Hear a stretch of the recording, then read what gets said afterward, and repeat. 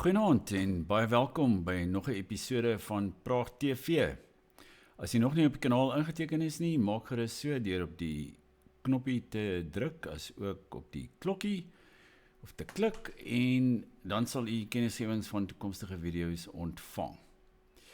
Nou, vanaand se onderwerp is Trump sy varkies kwyt? Nou, dit vra ek na aanleiding van die onlangse plasing van hom op sy kanaal Truth Social, wat deur die wêreld eintlik opslag gemaak het. Ek huiwer om dit eintlik hier vir u te wys, want dit bevat die F-woord. Maar kom ons kyk vir 'n oomblik daarna. Tuesday will be Power Plant Day and Bridge Day all wrapped up in one in Iran. There will be nothing like it. Open the effing straight, you crazy bastards, or you'll be living in hell. Just watch. Praise be to Allah. President Donald J. Trump.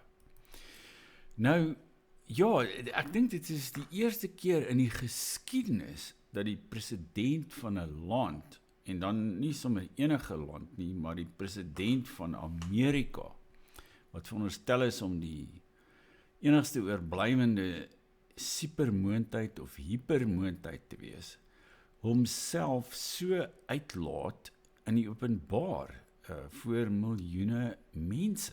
Dit is eenvoudig ongehoord. Ek dink, jy weet, mense volg kursusse in diplomatieke taal en wat ook al. Jy weet, vir 'n staatshoof en hoe hy homself moet uitdruk. En hier kom Trump nou, en hy vloek soos 'n matroos. Hy klink soos iemand met 'n IQ van 80. Miskien het hy 'n IQ van 80, veral wat ons weet. Dis my persoonlike ontsettende teleurstelling, dat Trump besig is om eintlik sy varkies te verloor, dat hy nie meer sy varkies op hok het nie, want sy presidentskap het redelik goed begin, hy het sekere dinge gedoen wat hy beloof het, en nou het dit heeltemal van die spore afgegaan.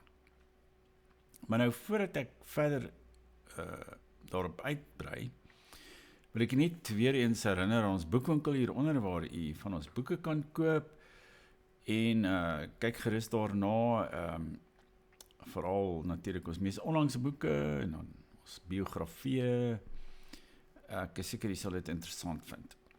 En ja, so van boeke gepraat en bestellings en aflewerings, as gevolg van hierdie oorlog in Iran en die styging in die olieprys, het al die koeriers in Suid-Afrika natuurlik hulle pryse ook opgestoot, en het gaan ons nou R10 meer kos om 'n boek iewers in Suid-Afrika te laat aflewer. En natuurlik diegene van u wat onlangs petrol ingesit het sedert die 1 April sal ook weet dat dat die petrolprys eintlik met R3 verhoog is, terwyl hy eintlik met R6 per liter verhoog moes gewees het. En die prys van diesel is natuurlik ook geweldig verhoog. Dus ons voel reeds die gevolge van Amerika en Israel se aanval op Iran en alles wat rondom die straat van Hormuz aan die gang is, aan eie bas hier in Suid-Afrika. Nou, dit is daar, die ironie is, en baie mense het dan natuurlik al daarop gewys, dat daar was 'n ooreenkoms met Iran, wat Obama beding het. Daar's uit 'n afkorting, die JPOC of iets van die aard. En eintlik het dit Iran heeltemal vasgebind, in die sin, hulle verbind daartoe, om nooit 'n kernwapen te ontwikkel nie. En hulle installasies is 24 uur dopgehou deur die internasionale atoomenergieraad in Wene, Oostenryk. En daar was selfs die persoon wat Trump hulle eerste vermoor het, die Ayatollah Ali Khamenei, Hy het 'n fatwa uitgevaardig wat Iran verbied om 'n kernwapen te ontwikkel, om ooit 'n kernwapen te hê. Maar dit het Trump opgeskeer, hierdie ooreenkoms wat Obama bereik het, en wat eintlik tot die tevredenheid van almal gewerk het. En nou het hy hier, saam met Israel natuurlik en Netanyahu, hierdie oorlog ontketen, wat die hele wêreld tans beïnvloed en almal se energiepryse en wat uiteindelik groot hongersnood kan vir ons stel. Voorheen daar gepraat, groot hongersnood kan veroorsaak weens gebrek aan kunsmis en dit gaan wêreldwyd inflasie veroorsaak en 'n daling in lewensstandaarde en so meer. Dus Trump is besig om heeltemal irrasioneel op te tree. Die ander kwessie waaroor heel wat mense ook al kommentaar gelewer het, is dat die Israeliese regering en die Israeliese presidente het al oor die afgelope 40 jaar elke Amerikaanse president onder druk probeer plaas om Iran aan te val. Dit het al, ek dink, onder Reagan gebeur. En daarna was daar ook Clinton. En blykbaar onder die ouer president Bush, dis nou George H.W. Bush, het hy vir Israel gesê, dit sou 'n derde wêreldoorlog veroorsaak om Iran aan te val. En hy het sommer dadelik gesê, hy gaan voortaan geen waarborge vir lenings in Israel verskaf nie, as gevolg daarvan, omdat hy gedink het, dit is so onverantwoordelik om so iets van die VSA te versoek. En daarna het elke president nog altyd nee gesê vir hierdie voorstel, behalwe Trump. Trump het nou daartoe ingestem en hierdie gemors ontketen.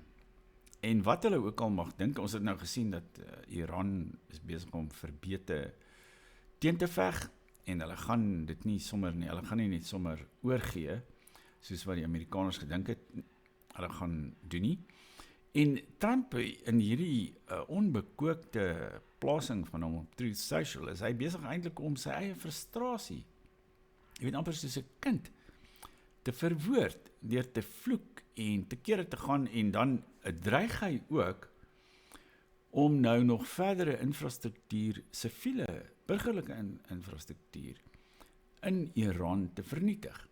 Nou, Amerika het hierdie oorlog begin met 'n oorlogsmisdaad, toe hulle daar die laerskool vir meisies aangeval het in Minab. Dus hulle sal nog verantwoording daarvoor moet doen. En om burgerlike infrastruktuur te vernietig is insgelyks gelykstaande aan 'n oorlogsmisdaad. Met ander woorde, Trump dreig in hierdie boodskap van hom, wat Netwerk 24 praat van gekruide taal. In sy gekruide taal dreig hy dus om verdere oorlogsmisdade te gaan pleeg in Iran. Nou, hoe kan 'n mens so 'n president ernstig opneem? Dit is eenvoudig net, dit is verbuisterend. Dit gaan jou verstand te bowe. Nou, vir ons as Afrikaners is dit natuurlik des te meer teleurstellend, omdat ons soveel hoop gehad het dat Trump met sy standpuntinname oor Afrikaners in Suid-Afrika en dat ons gebuk gaan onder diskriminasie en plaasmoorde en selfs volksmoord.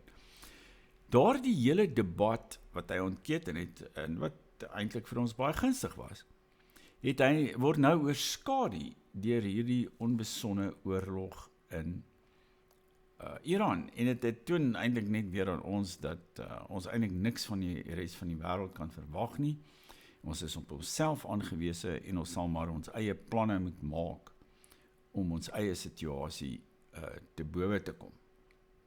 En dan is daar ook, daar is nou van veral die demokratiese kongreslede en politici, wat praat van die 25ste wysiging van die Amerikaanse grondwet. Nou dit het blykbaar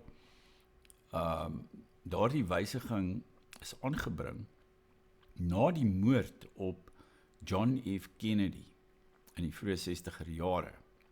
Want toe was daar nie eintlik in die Amerikaanse grondwet 'n spesifieke reël oor hoe 'n president as 'n president te sterwe kom of sluipmoord om die lewe gebring word, hoe die visiepresident dan by hom moet oorneem.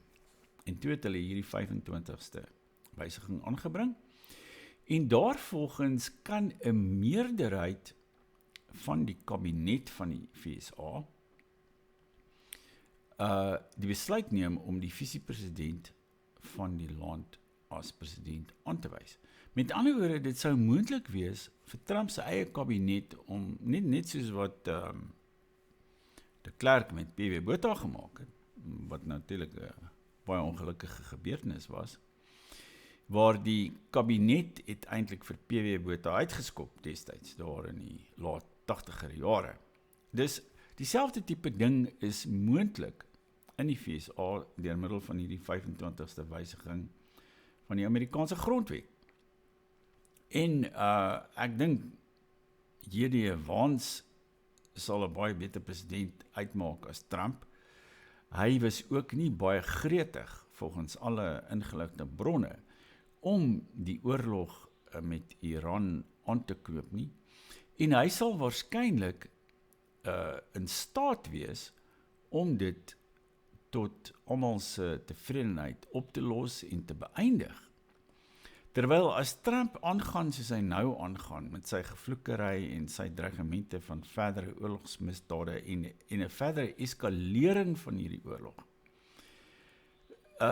gaan ons regtig 'n baie 'n funeste tydperk in die wêreldgeskiedenis tegemoet. Iemand sal vir Trump moet stuit, want as ons dit aan hom oorlaat, gaan hy regtig, hy gaan 'n nuwe wêreldoorlog veroorsaak en hy gaan 'n wêreldwye ekonomiese insinking veroorsaak. Want daar is reeds, hierdie krisis is reeds daar en dit gaan nog erger word as daar nog meer vernietiging van die energie-infrastruktuur in die Midde-Ooste plaasvind. Nou ek weet baie Afrikaners, ek het ook hou van Trump, ek het ook van hom gehou, ek het selfs daar met die ambassade gaan betoog in 2016 en selfs daarna en 'n toespraak gelewer dat ons vir Trump ondersteun. Nou selfs nog voor hy hom positief uitgelaat het oor Afrikaners.